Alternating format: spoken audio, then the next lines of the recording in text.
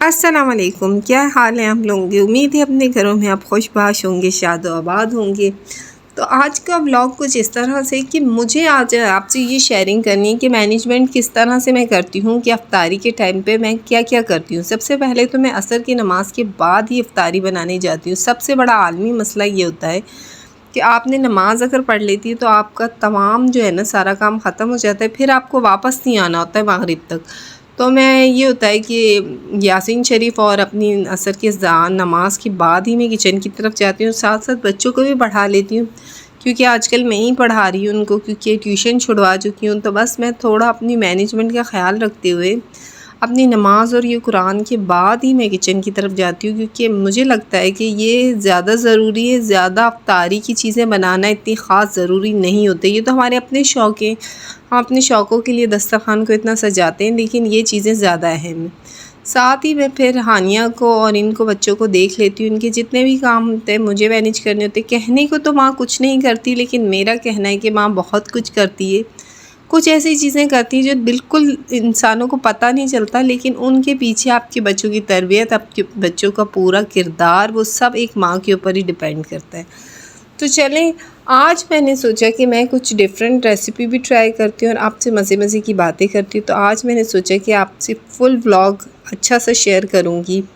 अच्छा, सबसे बड़ी बात होती है जब आप यूट्यूब पे काम करते हैं तो कसमें आपका अगर काम जो 1 घंटे में होता है वो आपका 2 घंटे में होता है। मीन्स कि अगर आप किचन में 5 बजे आ रहे हैं तो आपको 4 बजे आना है, क्योंकि आपका वो हर चीज़ का टाइम डबल हो जाता है। आपको हर चीज़ उस तरीके से देखनी पड़ती है जिस तरह से हमें आप लोगों को दिखानी होती है। वो आपकी आँख हमें हमारी मेहनत से दिख रही होती है, जो आप घर पे आसानी से देख रहे होते हैं। तो आज मैं आपसे कचौरी की रेसिपी शेयर करने लगी हूँ कि चिकन कचौरी, जो कि बहुत मज़े की बनी थी। तो मैंने कहा क्यों ना मेरे व्यूअर्स भी देख लें और उन्हें भी पता चले, वो भी अपने घर में आराम से ट्राई करें।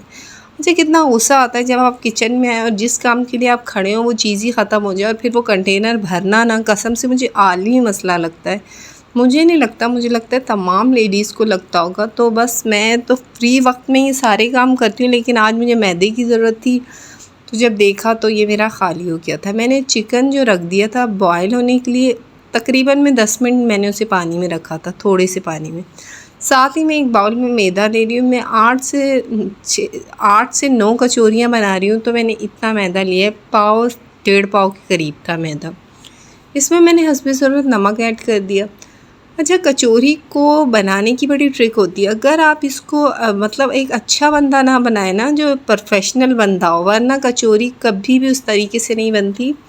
तो इसमें चीज़ों का बड़ा ख़्याल रखना पड़ता है। मैंने इसमें देसी घी इस्तेमाल किया। अगर आपके घर में वैसे ही घी है तो आप वो इस्तेमाल कर दें।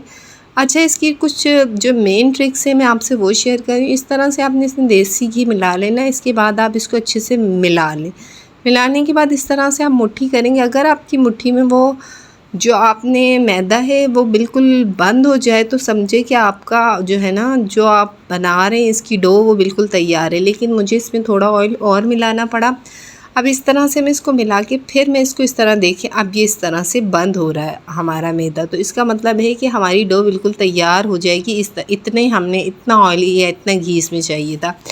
घी का इस्तेमाल करेंगे तो ज़्यादा अच्छा है, अगर ऑयल का भी करें तो ठीक है। मैंने थोड़ा ऑयल थोड़ा घी तो यकीन माने घर में हमारे मिला ही नहीं मुझे ना, क्योंकि घी हम लोग इस्तेमाल नहीं करते, अब ऑयल ही है। और इतने हार्ट के मसले, इतने ब्लड प्रेशर के, तो ऑयल ही आता है। तो चले, मैंने फिर देसी घी का थोड़ा सा इस्तेमाल कर लिया। मैं इतना इसमें इस तरह से अच्छे से डो का जो आपने आटा गूंदना है, ना ज़्यादा पतला हो ना ज़्यादा मोटा हो, मतलब दरमियाना हो।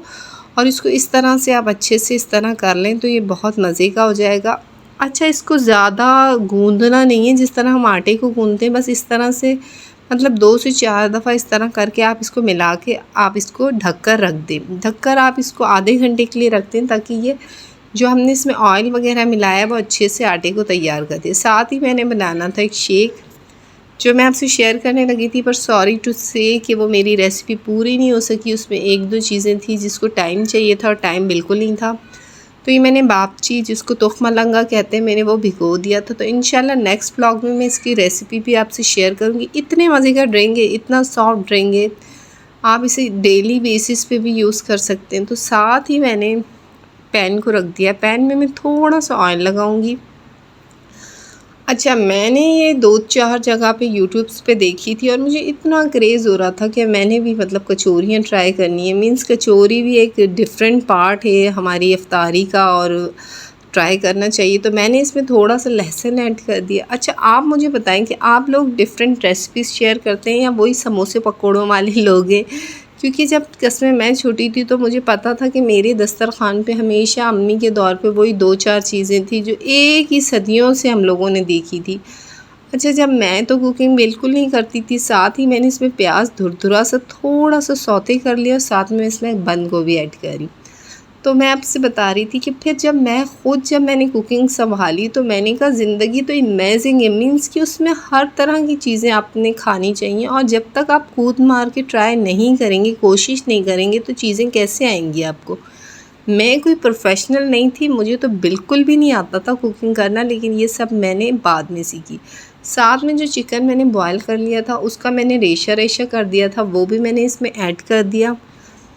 साथ में कुटी हुई लाल मिर्ची, काली मिर्ची, धनिया पाउडर और साथ में मैं इसमें थोड़ा सा डालूँगी, क्या बोलते हैं, चाइनीज़ साल्ट डालूँगी जिसको अजीनोमोटो कहते हैं। आप वो डाल दें हस्बे ज़रूरत। थोड़ा सा इसमें थोड़ा सा इसका फ्लेवर काफ़ी डिफरेंट होता है तो वो मैंने ऐड कर दिया। बाद में मैं इसमें नमक भी ऐड कर दूँगी। अच्छा, इसकी शक्ल इस तरह की होनी चाहिए। और उसके बाद मैंने जब अपना आटा तकरीबन देखा तो मेरा आटा आधा घंटा अच्छे से वो हो गया था। तो अब मैंने इसका नेक्स्ट जो था ना वो बनाने लगी। मैंने थोड़ा सा ऑयल लिया, इसमें हम मिलाएंगे अब इसका मेन है बेकिंग पाउडर। जो बेकिंग पाउडर हम केक्स वगैरह में यूज़ करते हैं, अमूमन होता ही हर घरों में, तो मेरे घर में मौजूद था। मैंने इसको हाफ़ टी-स्पून ये मिला लिया। मैंने 8 कचौरी बनानी थी तो मैंने इस तरह से उसी ऑयल के अंदर ये मिला दिया और साथ ही में इसमें ना थोड़ा सा मैंने मीठा सोडा जो होता है ना, बिल्कुल 1/4 टीस्पून से भी कम मैंने इसमें मीठी सोडा मिलाई। इसके बाद मैंने अपनी डो को निकाल दी और इसको अब मैं छुरी की मदद से मैंने एक जितने इसके 8 पीसेस कर देने ताकि मुझे पेड़े बनाने में आसानी हो। अगर हम इस तरह से बनाते हैं तो हम उस तरह से हमें हिसाब का पता नहीं चलता या हमें पता नहीं चलता कि कचौरियाँ तमाम एक जितनी हैं। तो इस तरह से मैंने इनकी तमाम की जो है ना शेप्स एक जितनी लाने के लिए इन तकरीबन सबकी कटिंग कर दी। तो वो एक जितना आटा हो गया तो एक जितने मेरे तमाम जो पेड़ियाँ थी वो बन चुकी। अब फाइनल आ गया इसको बेलना। बेलने के लिए हमने इस तरह से इसको हमने मैदे में डिप किया। मैदे में डिप करने के बाद मैंने इसको इस तरह रखा है और इसको मैं बेलने की मदद से रोटी की तरह ही बेलना है, बिल्कुल सिंपल है। और इस तरह मैं इसको बेलूँगी। छोटी छोटी सी हम इसकी रोटियां बनाएंगे, मतलब पतली पतली सी, बिल्कुल जितना आटा है तो उतनी इसकी जो है ना रोटी बेल जानी चाहिए। जब मैंने इसकी रोटी बेल ली तो अब इसका जो नेक्स्ट जो है ना, ये जो है अहम जो है ना इसका कचौरियों का जो मेन जो है ना पॉइंट ये है कि ये जो ऑयल है जिसमें मैंने बेकिंग पाउडर और मीठी सोडा दोनों मिलाई हैं वो मैंने इस तरह से लगा ली। ऊपर से मैं इसको इस तरह मैदा लगाऊंगी, फिर एक साइड इस तरह से, फिर थोड़ा सा मैंने ऑयल फिर लगाया, फिर एक साइड यूँ, और फिर मैंने थोड़ा सा ऑयल थोड़ा थोड़ा लगाते जाएं और थोड़ा थोड़ा इस पर इस तरह से ये लगा के आपने ये इस तरह से कर के आपने रख लेनी। तमाम आपने इस तरह पहले रेडी कर लेनी है। मतलब जब आप रेडी कर लेंगे तो फिर आपके लिए जो है ना फ्राई करना कोई इतना बड़ा मसला नहीं होता। अच्छा, तो मैं इस तरह ये तमाम काम करती जा रही थी और मुझे पता नहीं था कि इतना टाइम लग जाएगा। कसमें ये तो मैंने पहले ट्राई करने थे, पर कहते हैं ना कि शौक़ का कोई मोल नहीं होता। तो चीज़ें जब आप मुझे ट्राई करनी होती है ना, मैं ना दिन देखती हूँ, ना टाइम देखती हूँ, ना वक्त देखती हूँ, मैं इतनी उस पर जो जान से मैं कहती हूँ ना कि मेरा कॉन्फिडेंस इतना होता है कि मुझे पूरा यकीन होता है जो चीज़ मैं बना रही हूँ अल्हम्दुलिल्लाह वो अल्लाह के फजलो करम से बहुत अच्छी बनेगी। और मेरी उम्मीद जो होती है ना उसमें अल्लाह पाक मुझे कभी डिसहार्ड नहीं करते। तो आज मैंने फ़र्स्ट टाइम कचौरी ट्राई की थी, तो यकीन करें अब मैं इसको ना तमाम को जो है ना एक जितना, ताकि मेरी तमाम कचौरियों में मसाला पूरा हो जाए। अब हम इसको बिल्कुल आसान है, एक तरफ से यूँ लिया। अगर आप पानी से कर देंगे तो ज़्यादा अच्छा है, लेकिन मैंने पानी नहीं लगाया था। लेकिन बाद में मुझे लगा कि अगर हम पानी से इस तरह से इनको घुमा देते तो ज़्यादा मज़े का होता है। ये मैंने इस तरह से अपनी कचौरी का जो है ना पेड़ा बिल्कुल तैयार कर दिया। अंदर मसाला रख के देखिए कितना खूबसूरत सा लग रहा है। इस तरह 1 बाय 1 मैं तमाम कचौरियों का ना जो है इसके अंदर मसाला भरती जाऊँगी और इसको इसी तरह करती जाऊँगी। यकीन करें कसमें ये जब मैंने एक ड्रिंक भी सोचा था और मैं यहाँ खड़े खड़े मुझे इतना टाइम हो गया, बच्चों को मैंने चीज़ें भगवा के आज मैंने इफ्तारी में की, लेकिन यकीन करें जो मेरा टारगेट था ना बस वो मेरा पूरा हो गया ना। जो मैं चाह रही थी बस मैंने वो खाया और वो मैंने बनाया, अल्हम्दुलिल्लाह मुझे बहुत मज़ा आया। इस तरह से देखिए मैं तमाम जो है अपनी कचौरियों के साइज़ को इक्वल साइज़ के पेड़े, इक्वल साइज़ की कचौरी तमाम माशाल्लाह एक ही फैमिली की लगेगी। साथ ही मैंने ऑयल जो है आपने पहले इसको अच्छे से गर्म कर लेना है, फिर आपने इसकी बिल्कुल लाइट सी रखना है ना आँच, ताकि आपकी कचौरी कुरकुरी सी और उस तरह की बने। तो मैंने बिल्कुल हल्की सी, देखें आपको मैं दिखाती हूँ, इतनी हल्की सी आंच पे मैं इसको बना रही। साथ साथ आप लाइट इससे ना इस तरह से इसको घुमाते जाएं, ज़्यादा आपने इस पर प्रेशर नहीं लगाना वरना आपकी कचौरी खुल भी सकती है। तो इस तरह मैंने 5 डाल दी थी, लेकिन फिर बाद में मुझे एहसास हुआ 5 नहीं डालनी, पैन काफ़ी छोटा है, तो फिर मैंने एक निकाल दी थी।